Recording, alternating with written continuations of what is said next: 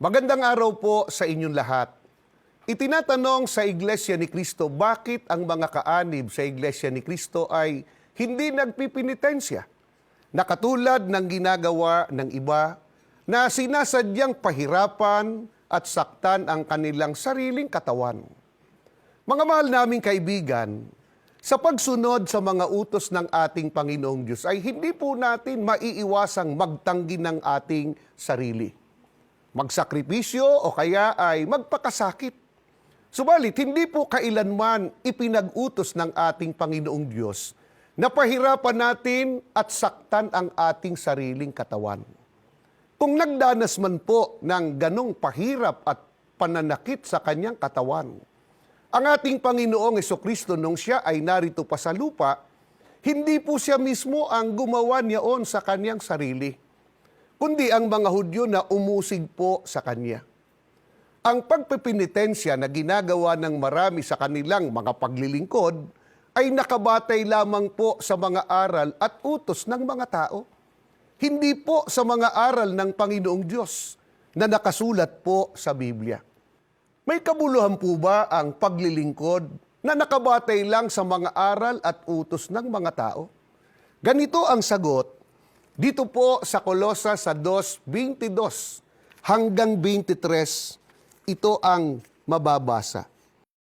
Ang lahat ng mga bagay na ito ay mga sisira sa paggamit, ayon sa mga utos at mga aral ng mga tao.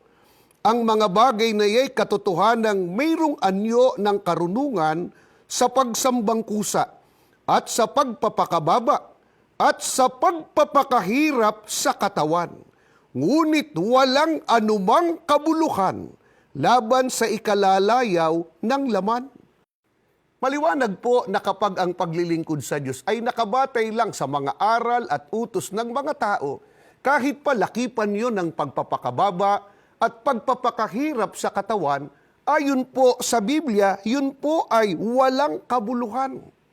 Ang totoo, sa halip na mapatawad sa kasalanan at mabanal, ang gumagawa ng mga pananakit sa kanilang sariling katawan, nadaragdagan pa po ang kanilang mga kasalanan.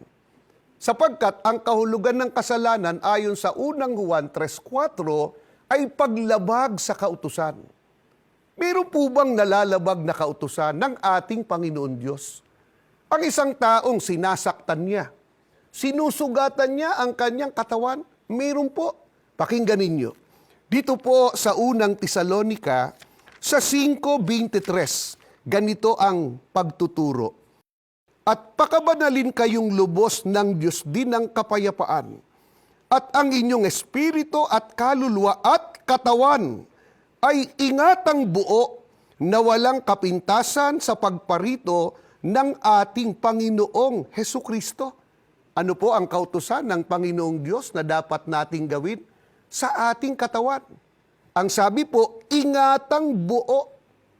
Hindi po ang utos ay sugatan. Hindi rin po ang utos po ay saktan. Salamat po ng marami sa inyong pagsubaybay. Hanggang sa muli po nating pagkikita-kita dito sa programang Tanong at Sagot.